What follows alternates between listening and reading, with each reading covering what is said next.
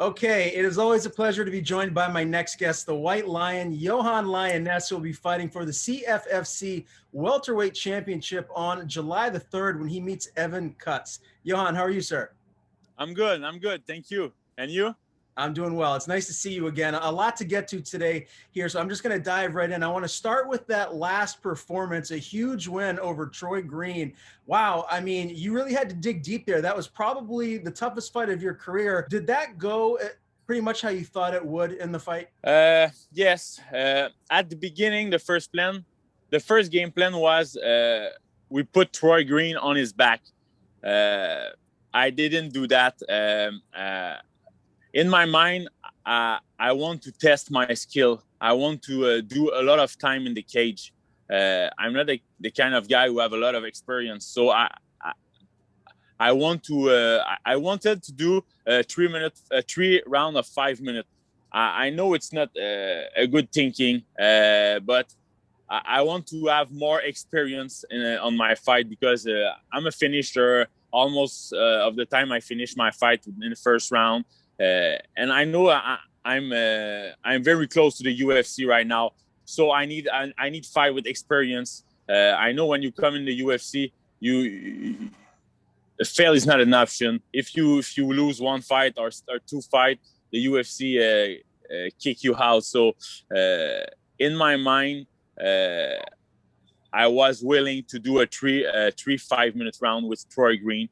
I know he was a dangerous opponent, but I give that sorry. I have my big man on this right there. So so I know Troy Green was a tough guy. So at the beginning, the game plan was to put Troy Green on his back. I do this in the third round, but the better. The best thing for me was to doing Troy Green in the first round on his back. But like I said, I want to have more experience, so that's why I give the 5 minute round. It's interesting to hear you say that because when I was watching the fight, I was watching it very intently, and it looked like early on you were really trying to load up and hit him with everything you had. Were you going for the knockout, or did you feel like maybe you wouldn't be able to clip him early in the first round? Like maybe you'd just be able to stun him and then utilize that top game, that ground and pound?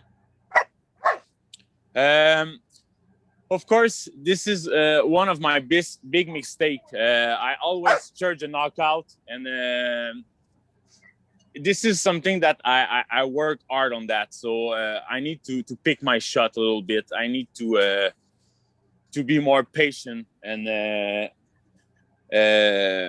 of course, it was a mistake for me to surge a knockout like that. Like I said, I want to do a 3 round of 5 minutes, but I'm the kind of guy who love to knock the people out. So the emotion, sometimes the emotion take the control of my head. I work hard on that, and I know it's a thing that I have to work a lot. The 3 month, in this training camp, I work hard on that. So I'll be a better Yohan Lainesse on the fighting championship. Now, he had really great head movement in that fight. Were you surprised as to how well he moved? Did that frustrate you? Yes. Every time I throw my hands, I miss. So of course, in my head, it was very hard. Troy Green have a good head movement, like you said. Of course, it's hard when you want to hit someone and you always miss. But I'm happy to this performance because this make me more experienced. They give me more experience, and they give me a lot of maturity for the fighter I'm going to become. Now, you guys both landed some heavy leg kicks. Did that affect you at all during the fight, or is your adrenaline just so high that you're not going to really feel it until after the fight is all over? Seriously, in the fight, I didn't feel anything. I watched the fight a lot, and CM Punk and the commentator tell, Yohan Lainesse have take a lot of leg kick, and I think this leg is hurt. But seriously, I didn't feel anything. I think the adrenaline take it all. But I'm not gonna lie to you. The night after the fight and the day after the fight, my leg was very hurt. So, but I'm okay about that. I love the pain. It's okay. It's a hard sport, and we feel alive after that. So, but I know Troy Green feel my leg kick because I see in his eyes every time I throw my inside low kick or every time I throw my kick, this body language talks. So I know he was hurt and he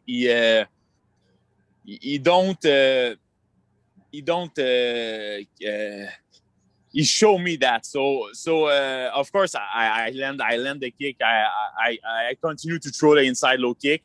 And I think that's something that you need to do. You need to be a poker face. You need to show that the kick don't hurt you. So seriously, the kick he gave me, I know he gave me a lot of good kicks.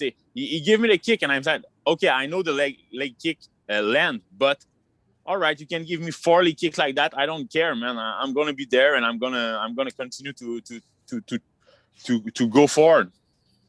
So the judges' scorecards after the fight was all said and done, there were 3 29-28. So you won 2 rounds to 1. Clearly it was 1-1 going into that third round, and you put on a dominant performance in that third round, man. You got 2 takedowns and you had 1 submission that was very, very close. First off, how close was that submission? How close did you feel you were to getting the win? This submission was very close, man. My hand was locked in, maybe not this one, but I listened to Troy Green and he was like, so it was so close, but I was tired and my nose was completely destroyed. So every time I squeezed, my head was like, my head's gonna explode and my knee just gonna bleed. And I said at myself, you need to stop it because you're gonna pass out. So I know at the second takedown, I was winning the fight. I know I'm the kind of guy who use a lot of my head in a fight. I was look at the timer. I know he rests like 30 seconds of the fight. So that's why I just give up for the submission. We get up, go on your feet, just take no risk. I know I know I haven't win the fight. So of course, after the second round, I know I have to do our third round. I know I have to beat the guy up. The takedown was a little bit surprise for the guy. So the submission was very close. I think if I make the good game plan, if I take my first game plan, if I take Troy Green down in the first round, I think I'm going to submit in. But it's experience. It's part of the game. So I'm very happy and very excited for the next one. What did your corner tell you going into that third round? Did they tell you, hey, it's 1-1, you have to win this round or you're going to lose the fight? And did you feel extra pressure to really go in there and turn it up for that last 5 minutes? Not a lot of pressure. My coach told me exactly that. It's 1-1. You need to win the third round. My coach said, why you didn't take it? Why you didn't take him down? Jiu-jitsu, why you didn't take him down? So I know the game plan was to take him down, but in my mind, I want to prove myself. I'm good in striking. I want to show how good I am, how weapons I am. I want to prove to myself that I can do 3 5-minute round, and I know the takedown will be a surprise. I know if I have to do if I have it to do a takedown in the second round, example, and it doesn't work, of course the third round, Troy Green will be a little bit on this back leg, and he was no, I'm going to take him down. So I want to keep my takedown to a surprise. So the third round was exactly that. Troy Green didn't see that coming, and that's why my takedown landed very good. So of course we know that it was 1-1, and I was confident. I said, okay, no problem. Third round's coming. I'm gonna strike him out a little bit on my feet, and when it's going to be the time, I'm gonna take him down. So it's happened. So I'm happy about that. But of course, I was in a hot water for a second. Well, congratulations on the win over a very, very tough guy. That's a nice feather in your cap with that performance there. How did you celebrate afterwards, man? Did you just get on a plane and head right back home, or did you go out and maybe blow off a little steam and have some fun? I'm not the kind of guy who do a lot of party after my fight. I'm the kind of guy who stay relaxed. I love to pass the time with my coach, my family. My plane just going to Canada at 8 in the morning, so I can do the party and go back at my room at 3 or 5 a.m. and just sleep like 2 or 3 hours and come back in Montreal. So I just go with my coach at my hotel. We enjoy the moment. We check the fight. So after that, I'm coming in Montreal. My knees were a little bit not broke, but it was hard, and I have to do the COVID test. So it was hard, man. In the airport, COVID test, need my nose bleeding. So my leg was very hurt too. So when I came in Montreal after that, I celebrated a little bit with my friend, with my family, but not too much. I love the discipline. I need to stay on the line. Mm-hmm. Yeah, well said. What has life been like for you since, now that you're back home? The last time we spoke, you said that, the pandemic basically had Quebec and everything closed, so it wasn't open. Please tell me things are open back up now and you're able to get out and about. Yeah, this is open, but it's open like 2 weeks ago. So I have the chance to have a great team in my back. I have a chance to have a lot of training partner, a good fighter around me, a good coach.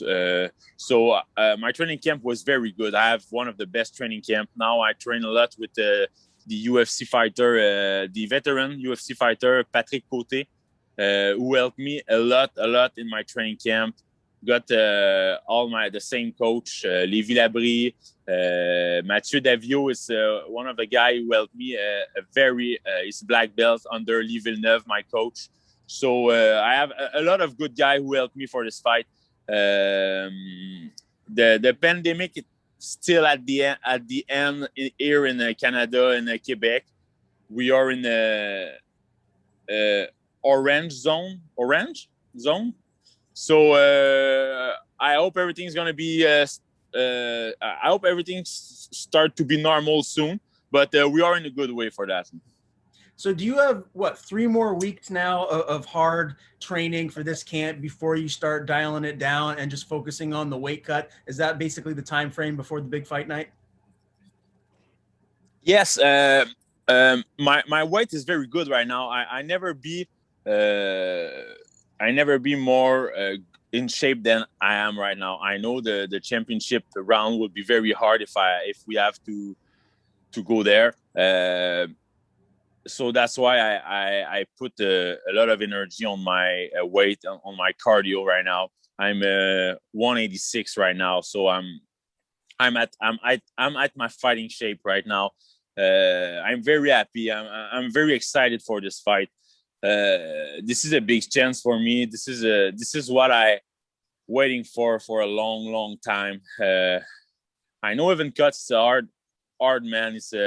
It's a tough guy, a veteran, a lot of experience. It's gonna be a good test for me, but it's gonna be a good open door for me. For after that, I'm gonna put Evan Cutts down, and I'm gonna reach the CFFC belt, and after that, I think the UFC coming. Well, I love the fact that you said you brought in Patrick Côté here for this fight camp. Can you just tell me, like, what's one or two things that you've really taken from training from him? Because he's a big name. He's a veteran fighter, obviously former UFC fighter. So what's one thing that really stands out that you've taken from learning from him? So basically, I have a very good jiu-jitsu coach and I have a very good striking coach, but I need to have a very good MMA coach. So I work a lot on the details about the cage, about the ground and pound, about the when you're on your back, take the underhook and get up. Just the little details that when you're just a striking coach or just a BGG coach, sometimes you didn't see these details. I need a guy who have experience in the cage, who have a lot of fight. Patrick Coty is the kind of guy who is so calm. He's collect. He didn't tell me things that I know. He always tell me things that I don't know. Everything he tell me, it's details that are very important. So it's a very good adjustment in my team, and it's a very good. So Patrick Coté give me a lot of experience, give me a lot of confidence. He tell me about little details that's gonna make a difference in my fight, and I'm very happy about this guys come in my team. Yeah, that's fantastic. Now, I saw Rocco running around there a little bit earlier. He's gotten big, man. What is that like having him around you day in and day out? Oh, he's big, but right now, he's in this cage because he always beat my feet and my hands. So I said he go in this cage, but I'm gonna show you how big he is, man. He's a big one, huh? Oh, yeah. Boy, eh? Big guy, the big boy. Have to sometimes so every morning I'm going to him when I'm gonna walk with him. I'm gonna listen to music. It's my instant of peace. This dog helped me to have a balance in my life. So sometimes I go with the dog at the gym, and so tonight I'm going to box at Saint-Hyacinthe. That in my training camp, I'm going to box 2 times a week with a new boxing coach. He helped me with my hands a lot, Marc Seyer in Saint-Hyacinthe. I do sparring with the guy with a lot of boxing professional. That's helped me a lot to be a little bit more sharp, more linear. Sometimes I throw big bombs and I need to be a little bit more sharp. So tonight he's going to come with me at the boxing gym. I put him in the corner, strap him around something, and I do my thing, and he just right there, and he look at me. So we have a nice complicity. Yeah, no doubt. Well, he's a very handsome dog, so you're lucky to have him there with you. Dogs are the best. Now, I did want to ask you too. You got a new tattoo, and one of the things you told me recently was no more tattoos because the girlfriend said that she wants to put the kibosh on that for a while. So you added more ink. Is that something that you're going to keep doing? Yeah, but at my last fight, me and my ex-girlfriend broke up. So when I came back in Montreal, the girls tell me that the life with a fighter didn't good for him, and everything is okay about that. So it was a very nice training camp because I have a lot of emotion, a lot of things to put in the mat, a lot of things to do. So I can't wait to be in the cage right now. I'm so focused. I'm so angry. I'm so hungry. So not angry, hungry. All right. So I'm just focused. Being a fighter, it's a lot of sacrifice. So I pass a lot of time alone, and that's make me very dangerous, very, very strongest. So that's why I have more tattoo right now, because I'm a little bit more free. So I have my mom's tattoo, my mom's name, my dad's name, and I put my thing of the white lion. So in my next fight, you're gonna see the White Lion because you always see me on the top. Very good. Well, I'm sorry to bring up, any bad memories about the ex there, but no worry, it's part of the game, man. I'm stronger. I'm stronger than that, and it's life, man. Sometimes you take some people in your life. Sometimes the people just get out, and it's okay about that, man. Well, one thing's for sure, there are plenty of women out there that are very happy that you're single. So who knows what the future holds, my friend. Let's talk about this upcoming fight, the championship matchup. We thought it was going to be against Basil Havez, but not the case. He lost to Evan Cutts, a split decision. Were you surprised about that outcome, and what was your overall assessment of that fight? I was very surprised because overall, I think, and I think again, Basil is a well-rounded fighter than Evan Cutts. Basil threw a lot of good punch of to Evan Cutts, but Evan Cutts never get hurt. He always take the punch. Everything is okay. He just go forward. Evan Cutts get cut in a lot of submission, arm triangle, a real naked choke, and he always get up. He always find a way to get up. So seriously, the performance of Evan Cutts was very good. Seriously, the guy is good. The guy he's dangerous. He's resilient. He always find a way to get out of the submission, and he always find a way to win the round. So I think Basil.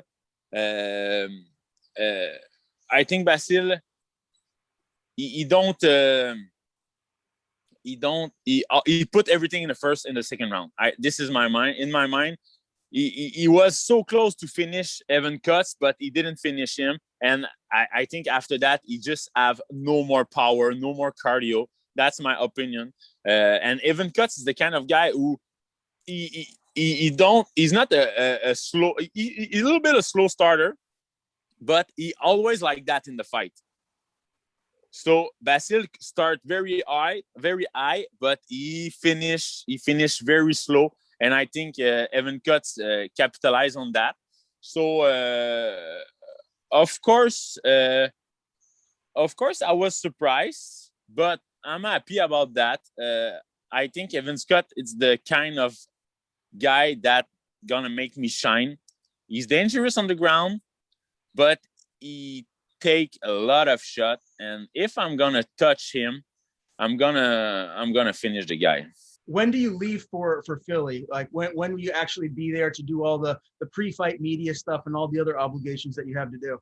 For the moment, my agent, my agent didn't tell me anything, so I'm not sure about that. It's not gonna be a problem for me to come 2, 3, 4 days before the fight. No worry about that. This is my life, and I'm very happy about that. The fight week, it's the best week of my life. I enjoy everything. I love to talk with you. I love to do an interview. It was a first interview in English for a long time, so maybe I think I need to work a lot on my English more, but it's okay. I don't know where I'm going to take the fly. I need to talk with my agent. I need to talk with my my coach too, but it's not going to be a problem for me. I'm going to be there when the time's coming, and I'm going to win this belt. Yeah, your English is good, buddy. Don't worry about that. You're doing well there. Now, with things getting back to normal, are you going to have people flying to Philly to be there for the event? I got to imagine maybe you'd have more people there in attendance to support you. I hope so, but here in Canada, Quebec, we need to do a quarantine again. So if the people doesn't have to do a quarantine, of course, all my family, a lot of friends will coming for that. Here in Quebec, Canada, I have a lot of supporter. I have a big crowd to support me. So, but it's sad. Like I said, we have a quarantine to do when we came back here in Canada. So I don't think any people's gonna come with me. But I'm okay about that. I'm gonna take the plan. I'm gonna take the fly with my coach, and I'm gonna take and I'm gonna bring back the belt in Quebec, Canada. And after that, everyone's gonna touch him. You said earlier Evan Cutts is dangerous on the ground. He has 6 submission wins, if I'm not mistaken. Do you feel like that is his only course or chance to have a victory over you? Like, do you feel if you keep this on the feet, you're just going to dominate it, and the only chance he would even have would be to get it to the ground? Or do you feel you're just going to be able to dominate him regardless of where the fight is? I train with a lot of black belt jiu-jitsu. I train with a lot of dangerous guy on the ground. All my training camp, all my 3 last training camp was in a function that I'm going to go on the ground. So every time I'm on the ground, my boys try to submit me. I start in a bad position every day. I start with the guy have my back. The guy, my training partner put me in a lot of bad position, and I always get up. So I'll be confident. I'm a strong guy. I'm a strong welterweight. I'm a big welterweight. I'll be ready for any situation. Of course, the guy is dangerous. Of course, I didn't take him easily. I know he's a good one. I know he have a lot of submission skill. But like I said, if we have to go to the ground, I'll be confident. No problem. All right, we are on the ground. Let's go. Let's do this. Let's see at the world. I'm a good BGG guy too, and just maybe sweep him, or maybe just get up and after he take me down, if he take me down, and I'm gonna get up, in his mind, I know he's gonna say, "Oh fuck, it's gonna be a long night." How long does this fight go? Is this going to be a quick one? Do you feel like you're going to get him out of there with a knockout or a submission early, or do you feel like you might have to go into the deep rounds to get the win? I'm not gonna see this fight past the 3rd round. Maybe I'll knock him in the 3rd round, maybe, but we'll see. But I think it's not gonna. I'm not gonna let this go in the end of the judges. Very good. What is it going to mean to you to win this championship belt? CFFC is a prestigious promotion, so that's a big deal. Of course, it's a big deal, but it's not only about the CFFC belt. It's only about all the sacrifice that I made, all the friends that I put away, all. It's all my life, man. I wait for this for a long time. I work hard every day. I do so much sacrifice.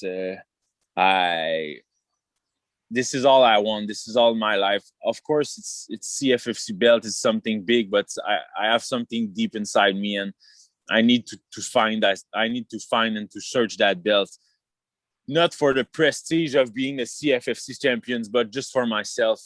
I work so hard every day. Put my mind, my body in so bad in so hard situation. I push myself to the limit every day. So, of course, it's gonna be a very nice accomplishment, and it's my big objective. But it's so more bigger than that for me. Do you feel like if you win this fight and you win it in dominant fashion, that the UFC will be next for you? You'll get a call up, maybe the Contender Series, or maybe even a short notice fight straight into the big promotion? Yes, of course.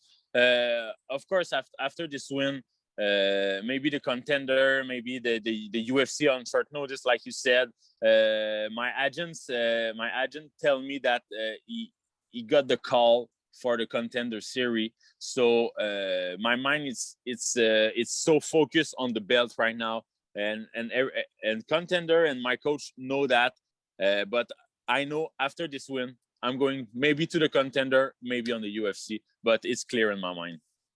Very good, man. I cannot wait to see what is next for you. But first, it all starts July 3rd with the CFFC Welterweight Championship against Evan Cutts. Again, the White Lion, Yohan Lainesse. It's always a pleasure to talk to you, my friend. Before I do let you go, tell people where to follow you on social media. And if you have anyone you want to thank, the floor is yours. All right, thank you. So you can follow me on Instagram and MMA White Lion, on Facebook too, Yohan Lainesse, and all my team, all my sponsor. I have a lot of sponsors: Manulif, Maçonnerie Chicoine, Remax Trois-Lavoie, the White Lion Burger à la Méchante Virée, La Niche, Québec Inc. Salon de Tatouage. I have a lot of team, X-Force, who do my conditioning, physical conditioning, LV Jiu-Jitsu, my gym, Lévis-Labrie, Marseillais, la boxe, Patrick Côté qui m'aide beaucoup aussi, all my team. So thanks to you to give me the chance to express myself in English a little bit. So thanks to you, and don't miss the 3rd of July, because it's going to be a good show.